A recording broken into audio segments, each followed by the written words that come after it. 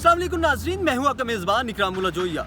आज मैं parliament house में मौजूद हूं। मेरे कम में ये जो बिल्डिंग आपको नज़र आ रही है, ये पार्लियामेंट हाउस की बिल्डिंग है और इस पार्लियामेंट में आपके इलाकों से मुंतखब होकर नुमाइंदगान जो है यहाँ पर बैठते हैं और आप लोगों के लिए जो है वो कानून साजी करते हैं और आप लोगों को सहूलियात देने के हवाले से जो है उनकी ज़िम्मेदारियाँ होती हैं। वोट डालने के बाद जो है वो अगला प्रोसेस होता है आप लोगों तक वो तमाम सहूलियात पहुँचाना जिनकी हुकूमत की ज़िम्मेदारी होती है। अब ये कहा जाता है कि पाकिस्तान तहरीक इंसाफ जो है वो सिर्फ शायद KPK या फिर पंजाब में उनका जो है वो वोट बैंक है और जो सिंध है, सिंध पाकिस्तान पीपल्स पार्टी की जो है वो मलकियत जो है वो समझा जाता है और कहा जाता है। लेकिन आज मेरे साथ सिंध से एक मौजूद हैं रहनुमा किसान हैं जिनका ताल्लुक़ पाकिस्तान तहरीक इंसाफ से है। पाकिस्तान तहरीक इंसाफ जो है वो सिंध में किस कदर जो है वो पॉपुलर होती जा रही है और पॉपुलर कितनी है उसके हवाले से भी आज आपके साथ बात की जाएगी। सिंध के हवाले से ख़ास तौर पर ये व्लॉग जो है वो है क्योंकि इस वक्त पार्लियामेंट हाउस उसमें नुमाइंदगी तमाम सूबों की होती है और तमाम सूबों के हवाले से भी सियासी जमातों की अगर बात की जाए तो सियासी जमातों की भी नुमाइंदगी तमाम सूबों के साथ होनी चाहिए। मेरे साथ मौजूद हैं सिंध से आए हुए हमारे पाकिस्तान तहरीक इंसाफ के रहनुमा।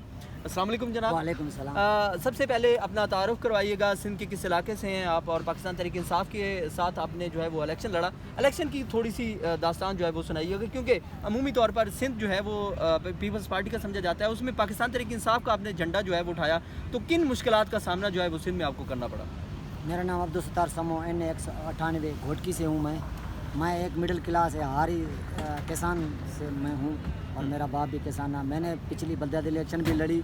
उसके बाद खान साहब हमें शऊर दिया, उसने हमें हकूक़ जो हमारे 70 साल थे जैसे कि दो पार्टियाँ चल रही हैं उनने हमारे हकूक़ पे कब्ज़ा किया, हमारे वसालों पे कब्ज़ा किया है। और उन मेरे कप्तान ने सारी ज़िंदगी स्ट्रगल किया। जब वो क्रिकेट में था तो उनने हमें वर्ल्ड कप का में जो लेकर आए, उसके बाद उसने नमल यूनिवर्सिटी दी। उसने फिर जब सियासत में आए तो उसने अवाम के हकूक़ हकीकी आज़ादी के जंग लड़े थे। हम सोए हुए जगह थे, हम तो एक आवाज़ भी नहीं उठा सकते थे क्योंकि अगर आप देखते हैं पिछले कुछ दिनों से पहले साफ़ी नसरुल्लाह गड्डानी की आवाज़ को दबाया गया। ऐसे कई कत्ल हैं, उनको एक गैंग बनी हुई है, डाकू हैं जो कच्चे में रहते हैं खास कर। उन्होंने हमें तो खान साहब ने जब शऊर दिया तो हमारे हकूक़ और हम हकीकी आज़ादी के लिए जब PTI के लोटे छोड़ चुके थे, मैदान खाली था, तो हम एक सिपाही थे, एक खान के जानबाज थे, हम मैदान में आ गए क्योंकि हम ये खान साहब तो हमारी जंग लड़ रहा है, हमारे आज़ादी की, हमारे हकीकी आज़ादी या हमारे बच्चों के, हमारे मुस्तक़बिल के 70 साल से जो ये मतलब 30-35 साल से जरदारी आ रहा है। जरदारी उसने मुल्क का बेड़ा गर्क कर दिया है। हमारा घोटकी रेवेन्यू के लिहाज से कराची से बाद दूसरा नंबर आता है और हमारे मल्टीनेशनल कंपनियां हैं वो भी पैसे उनको जो मिलते हैं वो भी खा जाते हैं। कोई हेल्थ की सहूलत नहीं है। अगर कोई एक्सीडेंट होता है तो हम रेमियार सक्कर जाना पड़ता है, हमारा पेशेंट रास्ते में दम तोड़ रहा है। स्कूल तालीम नहीं है, रोड नहीं है, कोई सिस्टम नहीं है। लेकिन रेवेन्यू हम दूसरे नंबर देते हैं, टैक्स भी देते हैं। खान की बड़ी कप्तान का मैं शुक्रगुजार हूँ जिन्होंने इस कौम को जगाया। आपने सिंध में पाकिस्तान तहरीक इंसाफ का झंडा जब उठाया तो किन मुश्किलात का सामना करना पड़ा? वडेरों की जानिब से क्या आपके लिए मुश्किलात थी? पाकिस्तान तहरीक इंसाफ के लिए आपने क्या कुर्बानियाँ दी, उस हवाले से थोड़ा सा बताइए। मैं 2010 से PTI में काम कर रहा हूँ, मुख्तलिफ तालके के तहसील पे अहदेदार भी रहा हूँ और बल्दियाती इलेक्शन लड़िया। और जब हमने PTI का जब इलेक्शन लड़ा तो हमारे जो फार्म थे वो रिजेक्ट किए गए। मुख्तलिफ तरीक़ों टेक्निकल तरीके से हमें जो डराया धमकाया गया, पैसों की लालच भी दी गई, नौकरियों की भी लालच दी गई। लेकिन खान ने जब हमें ज़रूरत और बहादुरी दी तो उस पर हम कायम और दायम हैं, आखिर तक खान के साथ खड़े हैं। और खान हमारा एक मुर्शिद है, लीडर है, एक हम उसके लिए हम इंशाल्लाह आखिर तक खड़े रहेंगे। सिंध के हवाले से सियासी तौर पर क्या कितना एक शऊर जो है वो आया है? क्या अभी तक भी वही सूरत हाल है जैसे गुज़िश्ता सालों में देखी जा सकती थी कि सिर्फ वहाँ पे पीपल्स पार्टी है या फिर जो वडेराइज़म है, क्या अभी तक वो है? और दूसरा वहाँ पे हकूक़ की जो बात है, इंसानी हकूक़ की ख़ास तौर पर बात करें तो हमने गुज़िश्ता कुछ महीनों में जो है वो एक वाक़या भी देखा था जिसमें एक वडेरे ने ऊँट की टांग जो है वो काट दी थी। तो किस कदर अभी क्या सूरत हाल जो है वो आप देख रहे हैं? देखें ना, आवाम में शोर तो खान ने जगह दिया लेकिन थोड़ा खौफ की फ़िज़ा है। जैसे आपको कच्चे के डाकू हैं, पहले तो पक्के के डाकू वडेरे जो हैं उनको सपोर्ट करते हैं और वडेरे जो हैं पीपल्स पार्टी में हैं, वडेरे उनको सपोर्ट कर रहे हैं। और अवाम में शोर है। अगर ऑपरेशन 2 बार हुए हैं तो जितने अरसे से हो रहे हैं वो ऑपरेशन नाकाम हो रहे हैं और अवाम तो जाग चुकी है। और हमारे पास जो अगर उनमें अगर इलेक्शन साफ शफाफ हों और अमन हो तो PTI इनसे ख़त्म हो चुकी है। सिर्फ वो गुंडागर्दी से कायम है और कुछ नहीं है। इमरान खान ने पूरी कौम इंशाल्लाह सिंध की जाग चुकी है इस तरह। اچھا مجھے یہ بتائیے گا کہ آپ جو ہے وہ پاکستان تحریک انصاف کے ساتھ وابستہ ہیں، کیا پاکستان تحریک انصاف جو ہے وہ پیپلز پارٹی کا مقابلہ سندھ میں کیسے کر پائے گی؟ کیا ایسی گراؤنڈ پہ آپ لوگوں کو ورک کرنا پڑے گا جس کے حوالے سے اگر آپ سمجھتے ہیں کہ سندھ میں پاکستان تحریک انصاف کے ووٹرز جو ہے ان کا ووٹ بینک جو ہے وہ بڑھے؟ ابھی تو دیکھیں نا، پیپلز پارٹی نے کچھ نہیں دیا، بے روزگاری، بد امنی، ہمارے وسائلوں پہ کوئی کچھ نہیں، وہ پیپلز پارٹی والے خود نہ ہے۔ اگر امن ہو، خان صاحب کسی بھی، میں آپ کو کہتا ہوں، خان صاحب کسی بھی ورکر کو اگر ٹکٹ دے گا نا وہ جیتے گا۔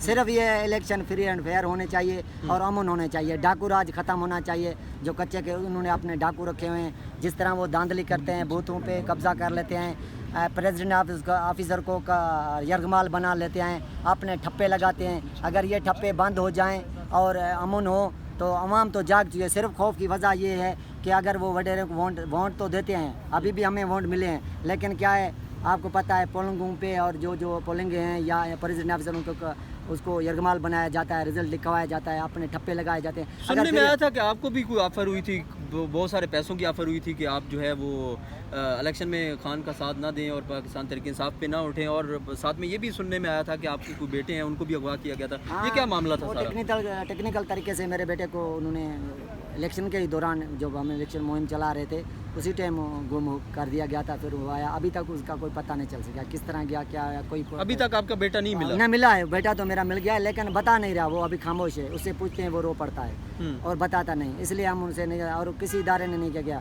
اور جو کیا کوئی پیسے دے کے آپ کا بیٹا چھوٹا ہے یا ویسے ہی؟ نہیں پیسے ویسے نہیں، ایسے چھوٹ گیا ہے۔ ہم کوشش کی کہ اعلیٰ اداروں سے ہو، اور انہوں نے ہمیں ڈیمانڈ کی، پیسوں کی بھی کی، دھمکایا بھی سے، ہر طریقے سے انہوں نے بہت بڑی رقم دینے کے، جو انعام دیا ہے مجھے ملا ہے نوبل، میں اس کو ٹکٹ کو ایسے عام ٹکٹ نہیں سمجھتا، خان کی طرف سے جو ٹکٹ ہے نا میرے لیے یہ بڑا اعزاز ہے، ان کی میں قیمت نہیں دینا چاہتا، چاہے مجھے کوئی کروڑ دے، 2 کروڑ دے۔ دیکھیں نا، آفر کتنے کی ہوئی تھی آپ کو؟ آفر 25 لاکھ تک کی تھی، 25 لاکھ کی آپ کا آفر کی گئی تھی، اور نوکری۔ اچھا، اور نوکری بھی کی تھی۔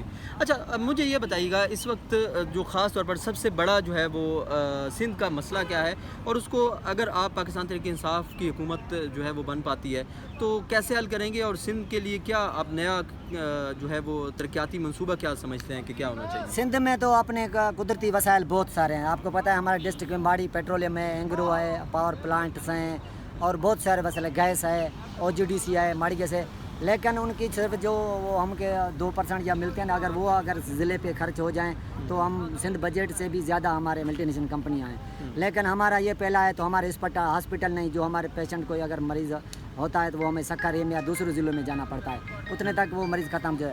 اور تعلیم، یونیورسٹی نہیں ہے ہمارے پاس، روڈوں کا حال بہت برا ہے، بندہ خود ایکسیڈنٹ ہو جاتا ہے روڈ پہ چلتے چلتے، اتنے کھڈے پڑے ہوئے ہیں۔ اور اس کے بعد ہمارا روزگار کا مسئلہ ہے، امن کا مسئلہ ہے، صرف کچے میں اگر پولیس کو فری اینڈ فیئر کر دیا جائے SP کو تو وہ انشاءاللہ چند، کئی بار پولیس رینجرز آئی ہے لیکن وہ کچے میں نہیں جا سکی کیونکہ پیچھے وڈیرے ہیں، وڈیرے کو پیچھے پیپلز پارٹی ہے، وہ بد امنی ہو رہی ہے، جو موٹر وے ہے رات کو کوئی سفر نہیں کر سکتا، رات کو باہر نہیں نکل سکتا، یہ کس اور طریقوں سے بند مختلف پاکستان کے علاقوں سے بندوں کو فون کالیں کرتے ہیں یا ادھر سے اٹھا لیتے ہیں، ہمارے بندے اٹھا لیتے ہیں، ان کو تشدد کرتے ہیں، ننگا کرتے ہیں، بچے بھی اٹھا لیتے ہیں، وہ یا پھر تیوان لیتے ہیں، چھوڑ دیتے ہیں۔ ان کی جو پست پناہی ہے وہ ہمارے وڈیرے ہیں، کچھ پولیس کے افسران ہیں، کچھ اور ادارے ہیں، یہ مل جل کر وہ تیوان، اور انہوں نے یہ صرف الیکشن جیتنے کے لیے ڈاکو رکھے ہوئے ہیں تاکہ پولنگوں کو کنٹرول کیا جاتا ہے اس ٹائم الیکشن کے دوران، تاکہ یہی حال ہے۔ اگر امن ہوتا ہے تو انشاءاللہ جیت PTI کے، پورے سندھ انشاءاللہ کے لیے PTI کرے گا۔ بہت شکریہ آپ کا، بہت شکریہ ناظرین۔ اس وقت میں پارلیمنٹ ہاؤس میں موجود ہوں، یہاں پر سندھ کے حوالے سے خصوصی طور پر آج اس ویلاگ میں جو ہے وہ آپ کے ساتھ انفارمیشن شیئر کی گئی کہ سندھ میں اس وقت صورتحال کیا ہے، اور خاص طور پر اگر میں سیاسی طور پر بات کروں تو سیاسی طور پر کتنا شعور جو ہے وہ پیدا ہوا ہے اور کیا مشکلات ہیں سندھ میں سیاسی طور پر، کیا اگر پاکستان تحریک انصاف کی وہاں پر حکومت بننے جاتی ہے تو کیا پاکستان تحریک انصاف کے گولز ہوں گے، اور اس حوالے سے کیا عوام کو وہ ریلیف جو ہے وہ کیا سندھ کے عوام کو پہنچ پائے گی۔ سندھ کے حوالے سے یہ خصوصی ویلاگ جو ہے وہ سندھ کے ہی ایک ہاری کسان یعنی پاکستان تحریک انصاف کے ایک رہنما کی جانب سے جو ہے وہ آپ کے ساتھ وہاں کی گراؤنڈ ریئلٹیز جو ہیں وہ آپ کے ساتھ شیئر کی گئی۔ کمنٹس کے ذریعے ضرور آگاہ کیجیے گا کہ آپ چاہتے ہیں کہ سندھ میں بھی ایسے ہی ہاری کسان اور ایسے ہی عام ورکرز جو ہیں وہ ٹکٹ پہ الیکشن لڑ کے ان پارلیمانز میں آپ کی آواز اٹھانے کے لیے آئیں، تو ضرور کمنٹس کے ذریعے مجھے آگاہ کیجیے گا۔ اللہ نے کے بعد